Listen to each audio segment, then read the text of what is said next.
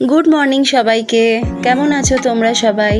আরও একটা নতুন দিনের গল্প নিয়ে তোমাদের কাছে আজ আবার চলে এলাম। আশা করছি তোমরা সবাই খুব ভালো আছো। আজকে তোমাদের সঙ্গে যেই দিনের গল্পটা শেয়ার করব সেই দিনটা হলো একটা শনিবার। অন্য দিনের তুলনায় আজকে একটু তাড়াতাড়ি উঠতে হয়েছে, কারণ আমার সকালে একটা ব্রেকফাস্টের অর্ডার আছে। সকাল 8:30টার মধ্যে কাস্টমারের কাছে সেটা পৌঁছাতে হবে। আজকাল যার সাথেই কথা হচ্ছে একটা কমন টপিক নিয়ে আলোচনা হচ্ছে, সেটা হলো কি ভীষণ গরম পড়েছে। আমাদের পুনেতেও কিন্তু খুব ভালোই গরম পড়েছে। দুপুরের রোদটা একদমই সহ্য করা যাচ্ছে না, আর রাস্তায় বেরোলে তো কথাই নেই, প্রচণ্ড গরম, মনে হচ্ছে একেবারে রোস্ট হয়ে যাচ্ছি। তবে একটা জিনিস যেটা খুব ভালো লাগে আমার এখানে, সেটা হলো বিকেল হতে না হতেই না খুব সুন্দর একটা ঠান্ডা হাওয়া বইতে থাকে, সেটা খুব রিফ্রেশিং লাগে।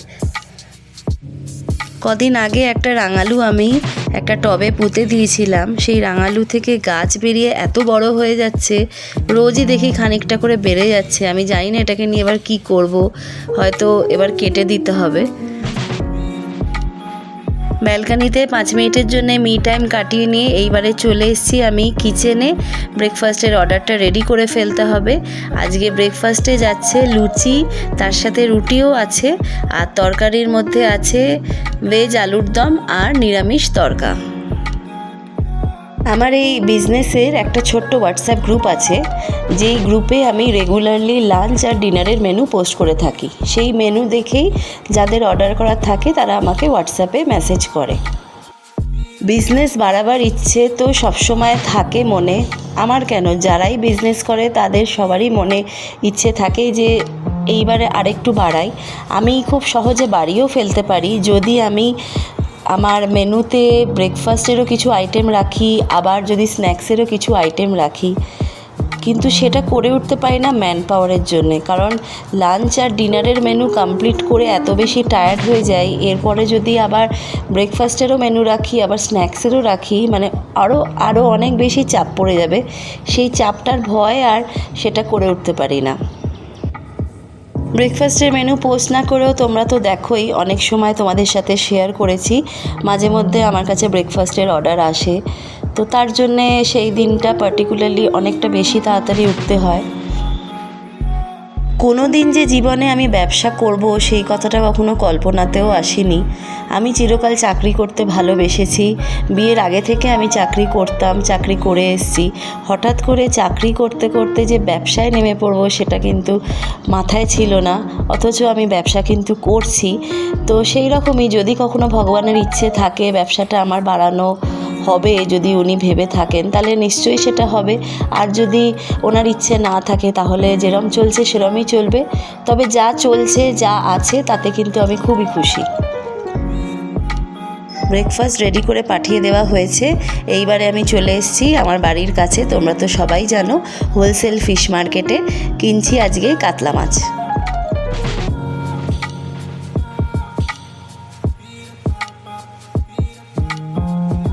চলো আজকে তোমাদের ছোট্ট করে আমাদের এই ফিশ মার্কেটটা ঘোরাই, কি কি মাছ আজকে আছে সেগুলো দেখাই। ট্যাংরা দেখালাম, পাবদা দেখালাম, এইদিকে আছে ছোট চিংড়ি,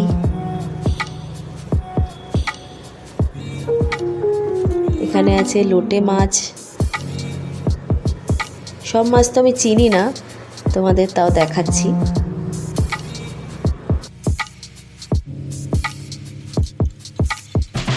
আমার প্রতিটা ভিডিওতে মোটামুটি একই ধরনের কাজ আমি দেখিয়ে থাকি। আসলে দৈনন্দিন জীবনে যা যা করে থাকি সেগুলোই দেখিয়ে থাকি। তার মধ্যে কিন্তু ভিডিওর জন্যে বা তোমাদেরকে দেখাবার জন্যে আলাদা কিন্তু কিছুই করি না। জীবনটা বড্ড একঘেয়ে, কিন্তু জানো তো এই একঘেয়ে জীবনের মধ্যেও একটা আলাদা শান্তি আছে। নিজের মানুষের খেয়াল রাখা, রোজকার ছোট ছোট কাজগুলো চুপচাপ করে যাওয়া, সব রেসপন্সিবিলিটি নেওয়া, এগুলোর মধ্যেও একটা আলাদা নিজের মতো করে তৃপ্তি লুকিয়ে থাকে। সবসময় জীবনকে যে ইন্টারেস্টিং দেখাতে হবে এমন তো কোনো কথা নেই। সোশ্যাল মিডিয়াতে হয়তো সবার জীবন খুব কালারফুল মনে হয়, কিন্তু বাস্তবে আমাদের মতো অনেক মানুষ আছে যারা প্রতিদিন একই রুটিনের মধ্যেও নিজেদের ভালোবাসা, দায়িত্ব আর ছোট ছোট খুশি নিয়ে বেঁচে থাকে। হয়তো আমাদের জীবনে বেশি অ্যাডভেঞ্চার নেই, কিন্তু আছে অনেকটা স্যাক্রিফাইস, অনেকটা ধৈর্য আর নিজেদের মতো করে ভালো থাকার একটা বড় চেষ্টা। আর সত্যি বলতে কি, প্রতিদিন নিজের দায়িত্ব চুপচাপ পালন করে যাওয়াটাও কিন্তু আমার মনে হয় একটা খুব বড় স্ট্রেংথ। আজকে লাঞ্চের মেনুতে কি আছে একবার দেখিয়ে দিই। আছে ভাত, উচ্ছে বেগুন ভাজা, আলু পোস্ত, ব্রোকলি, সাথে আছে মসুর ডাল, পনিরের একটা গ্রেভি, একটু রায়তা বানিয়েছি পেঁয়াজ আর শসা কুচিয়ে, আর তার সাথে আছে আমের চাটনি।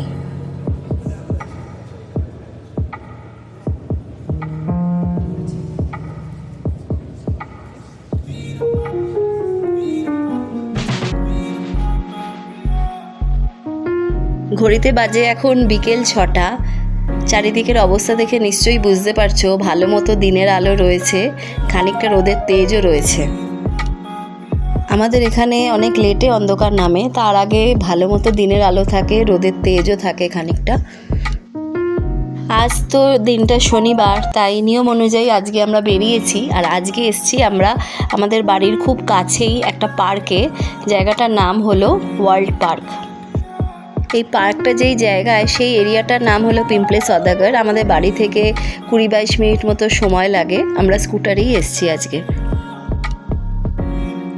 জায়গাটার নাম ওয়ার্ল্ড পার্ক এই জন্যই দেওয়া হয়েছে কারণ কিছু ওয়ার্ল্ড ফেমাস মনুমেন্টসের রেপ্লিকা এখানে তৈরি করা হয়েছে আমাদের জন্যে। এই পার্কের একটা এন্ট্রি ফি আছে, সেটা হলো 60 টাকা পার পারসন। রিশানদের মতো বাচ্চাদের ব্যাপারে এখানে কিছু লেখা নেই, বাট আমরা নিজে থেকে রিশানের কথাটা বলাতে ওরা রিশানের এন্ট্রিটা ফ্রি করে দিয়েছিল। সোশ্যাল মিডিয়ার যুগে এত সহজেই আমরা বিভিন্ন খবর ঘরে বসেই পেয়ে যাই। এত সুন্দর একটা পার্ক যে আমার বাড়ির এত কাছেই রয়েছে জানতামই না। হঠাৎ করে একটা রিল আমার কাছে চলে আসাতে জানতে পারলাম এরকম একটা পার্কের ব্যাপারে, আর সঙ্গে সঙ্গে ডিসাইড করলাম একদিন এই পার্কে চলে আসব। আর এসে যা দেখলাম, যা রিলে দেখেছি ঠিক তাই। এত সুন্দর একটা পার্ক, এত ওয়েল মেনটেন, এত সুন্দর গ্রিনারি, আর যে মনুমেন্টসগুলো রয়েছে সেগুলো খুব সুন্দর করে ওরা বানিয়েছে। এখনও অবধি দুবাইতে যাওয়ার সুযোগ হয়ে ওঠেনি আমাদের তিনজনেরই। কবে হবে সেটাও জানি না। পুনেতে বসে বুর্জ খালিফার সামনে যে একটা ছবি তুলতে পারবো, একটা ভিডিও তুলতে পারবো, সেটা কখনো ভাবিনি। তোমাদের এখন যেটা দেখাচ্ছি সেটা হলো বুর্জ খালিফা।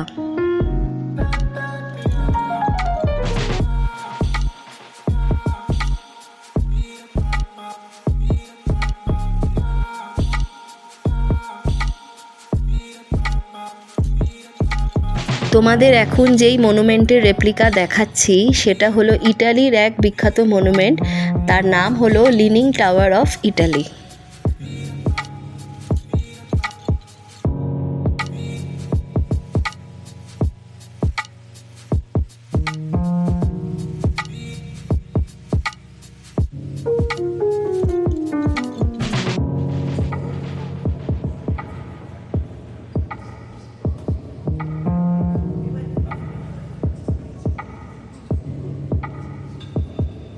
এই মনুমেন্টটা নিশ্চয়ই তোমরা সবাই চিনতে পারছো, এটা হলো আমাদের খুব ফেমাস লোটাস টেম্পল। এই পার্কে আসার পর একটা নতুন জিনিস আমি নিজেও জানতে পারলাম, সেটা হলো এই সব কটা রেপ্লিকা ওয়েস্ট প্রোডাক্ট থেকে বানানো হয়েছে। এত সুন্দর নিখুঁতভাবে বানানো হয়েছে, কিছুটা সময় মনে হয় তাকিয়ে দেখি। গরম আমাদের পুনেতেও খুব ভালোই পড়েছে, তবে একটা জিনিস কি বলতো, বিকেল হলেই অতটা গরম লাগে না, একটা হালকা হাওয়া বইতে থাকে, তার জন্যে ওয়েদারটা খুব প্লেজেন্ট হয়ে যায়।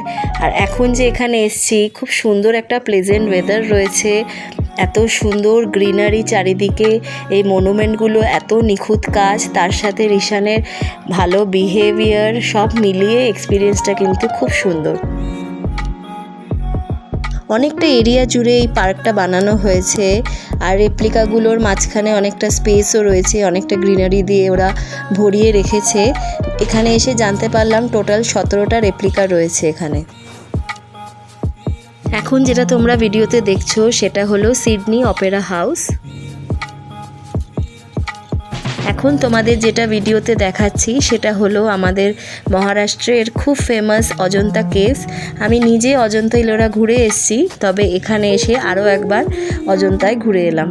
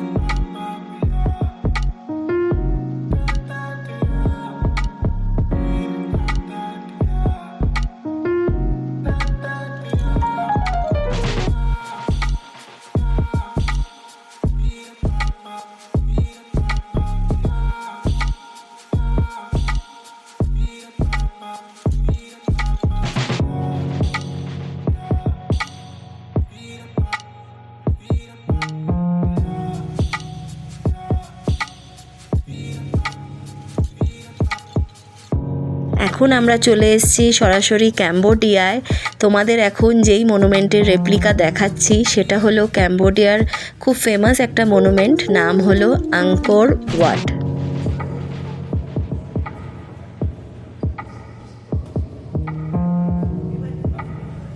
এখন আমরা যেই মনুমেন্টের কাছে চলে এসেছি সেইটার নাম হলো হাম্পি চ্যারিয়ট।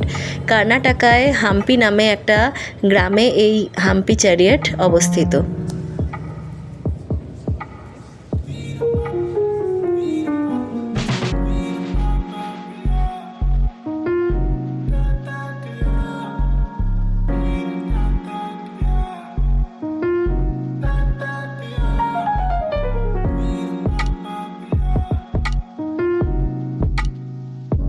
এটা নিশ্চয়ই তোমরা সবাই চিনতে পারছো, স্ট্যাচু অফ লিবার্টি।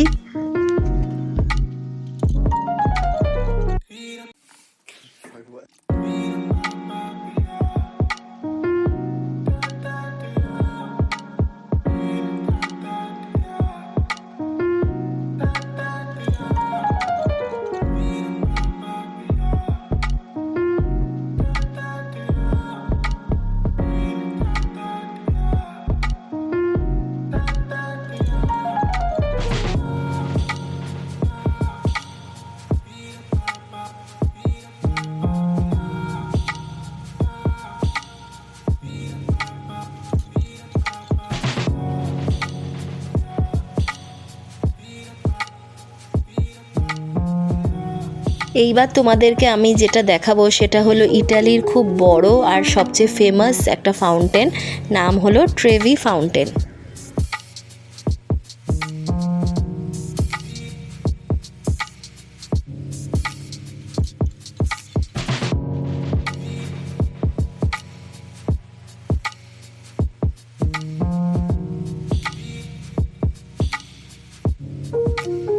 তোমাদেরকে এইবার আমি দেখাচ্ছি পেট্রা জর্ডান। পেট্রা হলো জর্ডান দেশের একটা খুব ফেমাস আর খুব পুরনো আর্কিওলজিক্যাল সিটি। যে কটা মনুমেন্টের রেপ্লিকা আমি এখানে দেখলাম তার মধ্যে বেশ কয়েকটা মনুমেন্ট আমি চিনি, তাদের ব্যাপারে জানি।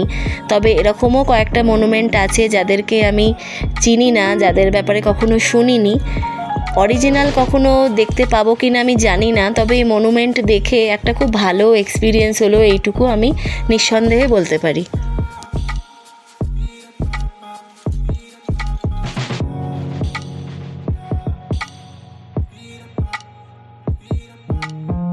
এখন তোমাদেরকে আমি দেখাবো বিগ বেন। এইটা ইংল্যান্ডে অবস্থিত। এই বিগ বেনের আরও একটা নাম আছে, সেটা হলো great value of the great clock of Westminster.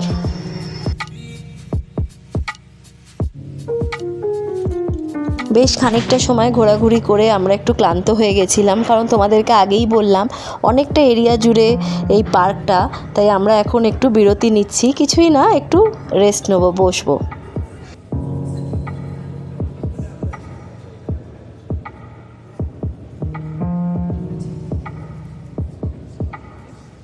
এইবারে আমরা যেই মনুমেন্টের সামনে এসেছি সেই মনুমেন্টের আলাদা করে পরিচয় দেওয়ার প্রয়োজন মনে হয় না আমার আছে, তবুও ভয়েস ওভার যখন দিচ্ছি তোমাদেরকে বলে দিই, আমরা এখন এসেছি তাজমহলের সামনে।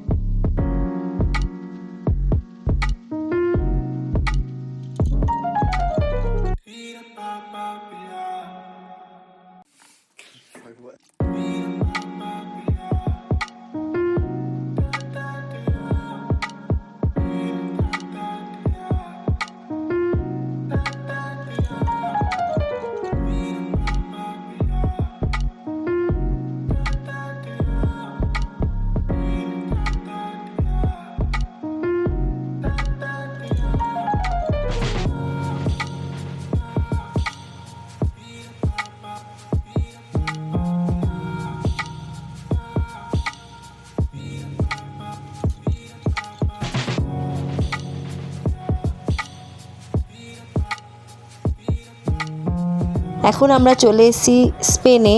তোমাদের যেটা আমি এখন দেখাবো সেটা হলো স্পেনের খুব নামকরা একটা চার্চ, নাম হলো সাগ্রাডা ফ্যামিলিয়া।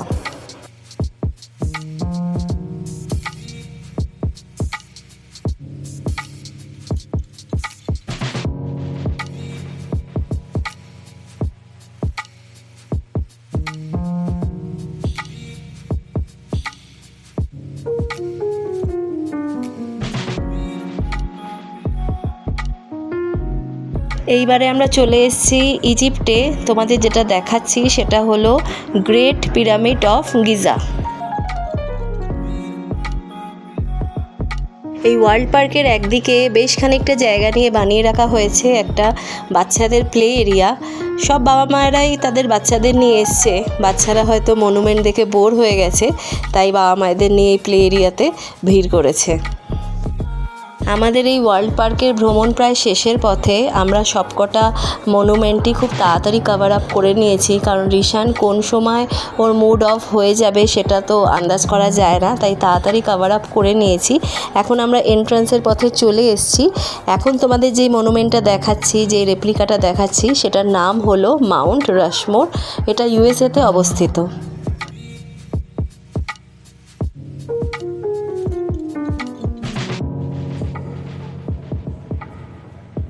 চলো তাহলে এইবার এই ওয়ার্ল্ড পার্ক থেকে বেরিয়ে যাওয়ার পালা।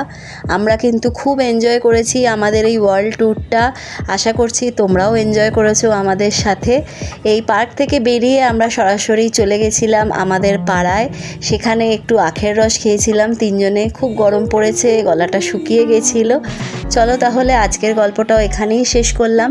তোমাদের ভালো লাগলে প্লিজ লাইক শেয়ার করে দিও।